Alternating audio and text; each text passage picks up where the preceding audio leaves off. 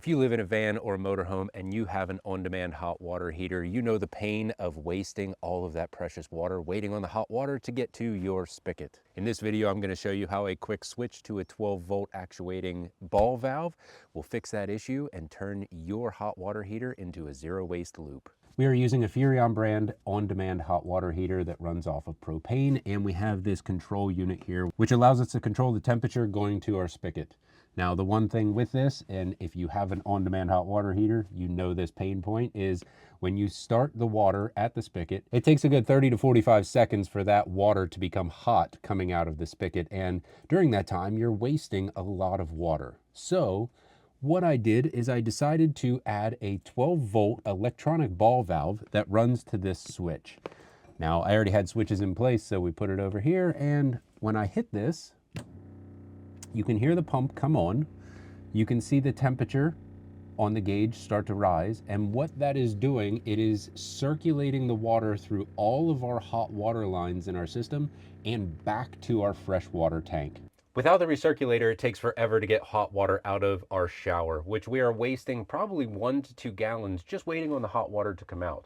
With the circulator, that hot water comes out of the spigot in about 3 seconds, which saves us a ton of water. Let's go over how this is set up in our system, and this might help you get it set up in yours. Under our sink, we have this 12-volt ball valve, which runs to the switch that I showed you earlier.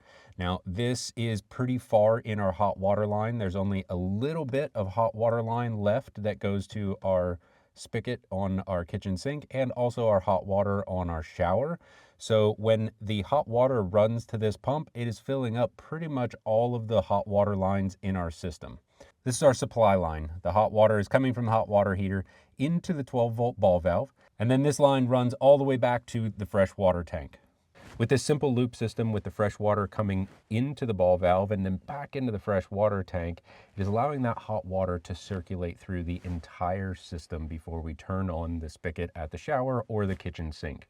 I'll also toss a link to this ball valve that we're currently using in the description below in case you're interested in picking one up for your own system. Now to the freshwater tank. Now everybody's tank and return system is going to look slightly different. I actually have a Y on mine because our fill port on our tank is used in multiple areas. So we have a pump, filtration system, plus the recirculator, everything coming back to one section. So as you can see here, I have a Y. This actually comes from our UV light, but our recirculator for the hot water comes into here, and I have a diverter valve that I can change here. So this runs back into our freshwater tank, and it allows that hot water to keep recirculating through the entire system. This fairly quick and easy recirculator setup has definitely saved us a lot of water over the year or so that we've been using it. If you're looking for that quick, easy setup to save some water while you are out in the backcountry, be the way to go. If you have any questions, be sure to shoot them down in the comments. I will gladly help, and really hope this helped you out. If you enjoyed this video, make sure you hit the like, subscribe, and bell so you're notified for next time. And until next time, maybe we'll have some more tips and build ideas for you.